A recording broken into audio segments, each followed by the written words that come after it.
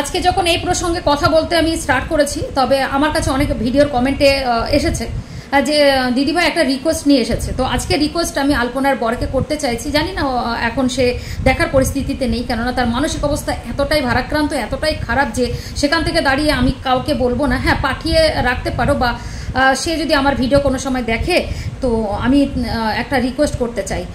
আর প্রথমেই বলতে চাই, আমি আমি আমি তোমার আমি জানি না তোমার থেকে আমি বড়, আমি তোমার কাছে তাও ছোট হয়ে তোমার কাছে হাত জোর করে করছি, আমাকে ক্ষমা করে দিও। সত্যি কথা বলতে কি তোমাদের ভিডিও দেখতাম, হ্যাঁ, কিন্তু এই নয় যে তোমাদের সত্যি কথা বলতে তোমাদের এই অসুস্থতার সময় আমরা কেউ পাশে থাকতে পারিনি, বিশেষ করে আমি থাকতে পারিনি। আমি তার জন্য তোমাদের কাছে ক্ষমা প্রার্থী। কারণ হচ্ছে দেখো, এই প্ল্যাটফর্মে যেরকম বাজারের মধ্যে অনেক দোকানপাট থাকে, একজন যদি কোনোভাবে অসুস্থ বা কারোর কিছু হয়ে যায়, তখন সমস্ত বাজারের প্রত্যেকটা দোকানের মানুষ কিন্তু সেটা মানে একদিনের জন্য দোকান বন্ধ রাখে বা তাদের জন্য সমবেদনা জানায় বা কিছু করে। ঠিক তেমনি আমরাও এই ক্রিয়েটার জগতে আমরাও সবাই একটা পার্ট এই ইউটিউবের জগতে। তো সেই জায়গা থেকে দাঁড়িয়ে সবাই সবাইকে চিনি, জানি, কিন্তু পরিচিত কারোর সাথে নই। কেননা তোমরা বড় বড় কন্টেন্ট ক্রিয়েটার, অনেকেই কন্টেন্ট, তাই সত্যি কথা ছোট ছোট কন্টেন্ট ক্রিয়েটাররা তো আমরা কারোর সাথে কারোর মিট করতে পারি না।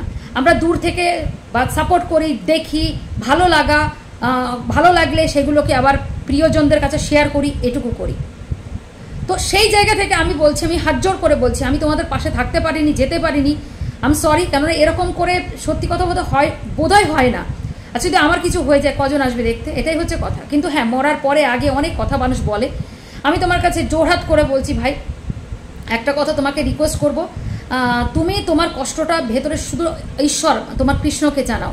তুমি তো একটা বৈষ্ণব ধর্মের একজন পার্টের মানুষ, তাই তোমার মুখে এগুলো শোভা পায় না। কাউকে গালমন্দ করো না, আর কাউকে অভিশাপটা দিও না।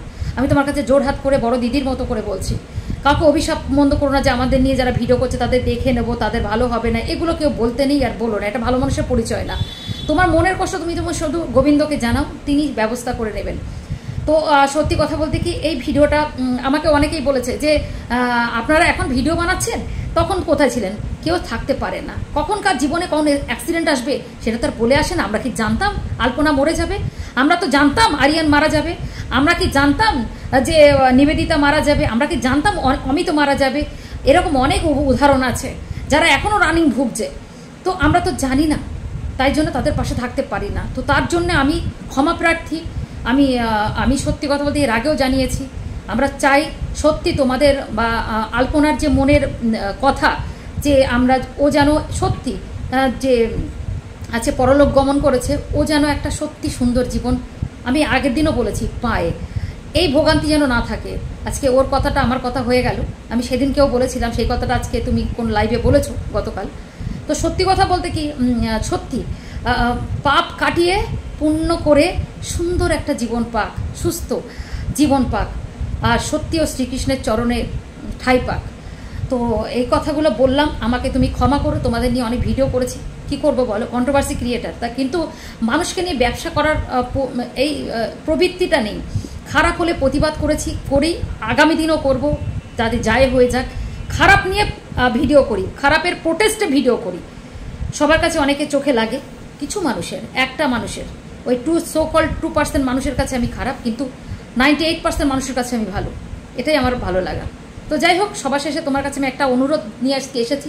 সবাই আমাকে কমেন্ট করেছে, যেখান থেকে দাঁড়িয়ে সবাই একটা অনুরোধ নিয়ে তোমার কাছে বলতে বলেছে যে দিদিভাই প্লিজ ছেলেটাকে বলো যে আমাদের আলপনার মাকে যেন সে আগলিয়ে রাখে, আলপনার জায়গাটা যেন সবসময় দেয়। সে যেন কখনো তার শাশুড়ি মা ভাবাটা কোনো বড় কথা না। মা কখনো শাশুড়ি হয় না, শাশুড়ি কখনো মা হয় না, এরকম কথা আছে। কিন্তু আমি বলবো, তুমি তোমার জায়গা রেখে মায়ের মতো করে তাকে আগলিয়ে রেখো। এবার তুমি বলবে যে হয়তো ফিউচারের ব্যাপার, বা তোমার শাশুড়ি হয়তো নিজেও বলবে যে কেন আমি আমার জামাইয়ের জীবন নষ্ট করবো, তো একজনকে বিয়ে করুক। তুমি বিয়ে করো, সেটা নিয়ে আমাদের সবার কারোর অবজেকশন থাকার কথা না। কারণ একটা মানুষ এইভাবে সারা জীবন বাঁচতে পারে না। কিন্তু তার সাথে মাথায় রেখো, তাকে অবশ্যই বলে রেখো যে আজকে এই মানুষটা নিরুপায়, অসহায়। আর যেটুকু দাঁড়িয়েছো, তুমি নিজেই বলেছো যে তুমি এখান থেকে বেশি আর্ন করতে পারোনি, কিন্তু কিছু কিছু অসভ্য নোংরা মহিলা তারা সার্কাস্টিকভাবে তারা সোশ্যাল মিডিয়াতে স্প্রেড করছে যে তোমরা অনেক লাখ লাখ টাকা কামিয়েছো এখান থেকে, তুমি বিনা চিকিৎসায় তোমার স্ত্রীকে মেরেছো, ভগবান তাদের সুবুদ্ধি দিক। আর আমার আগের ভিডিওগুলো হচ্ছে কম বেশি যদি তুমি দেখো তাহলে বুঝতে পারবে যে এদের সুবুদ্ধি দিক। আর তার থেকে বড় কথা, আমরাও তো জানি ইউটিউব থেকে কত টাকা মানুষ পেতে পারে, সে অনেক বড় বড় মানুষের অনেক বড় বড় ব্যাপার থাকে। আমাদের মতো ছোটো ছোটো কন্টেন্ট ক্রিয়েটারদের তো ছেড়ে দাও, তুমি নিজেই জানো যে কত টাকা তোমরা পেতে, আর 2 বছরের জার্নি।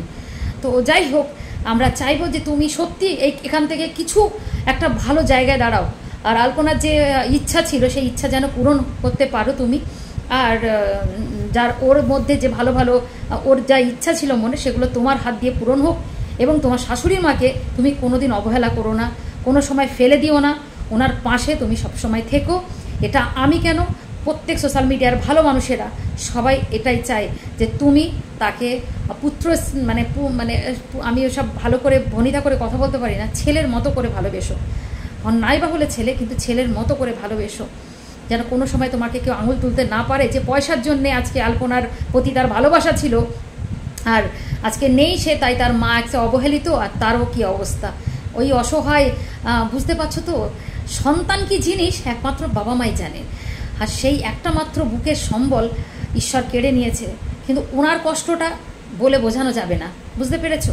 তাই যারা বলছে তাদেরকে বলতে দাও, শুধু গোবিন্দের ভরসায় তাদেরকে ফেলে দাও। কারণ এই অবস্থায় তুমি যাকে দুটো কথা বলবে তোমার আর্তনাদ তাদের লেগে যাবে, আর তুমি চাও কি তো তোমার কারণে দুটো মানুষের ক্ষতি হয়ে যায়? আমরা আছি তো, বুঝে নেব, আমরা আছি তো, তুমি খারাপ হয়েও না। কেননা তোমাদের যে সরলতা, তোমরা যে একটা ভালো মানুষ, তার সিম্বলটা তুমি বাঁচিয়ে রাখো। আর মানুষের সঙ্গে ঝগড়া করতে যেও না, মাথায় রেখো খারাপ ভালো নিয়ে মানুষ, সবাই যে তোমার ভালো বলবে সেটা কিন্তু আশা করো না। বিশেষ করে সোশ্যাল মিডিয়াতে আত্মীয় স্বজন, মা বাবা, ভাই বোন সবাই পেছনে কথা বলে, তারাও কথা বলতে ছাড়ে না, সেখান থেকে তো দাঁড়িয়ে এটা সোশ্যাল মিডিয়া। তাই প্লিজ হাসি মুখে অ্যাকসেপ্ট করো, আর সবই গোবিন্দের ভাষায় ছেড়ে দাও। এটাই তোমার কাছে আমার অনুরোধ, আর এটাই বলার ছিল। দয়া করে তুমি ভালো থেকো, সুস্থ থেকো, আগামী দিনগুলো তোমার ভালো হোক, আর আলপনার আত্মার শান্তির কামনা করে এটাই আমি শেষ করছি ভিডিওটা। সবাই ভালো থেকো, সুস্থ থেকো।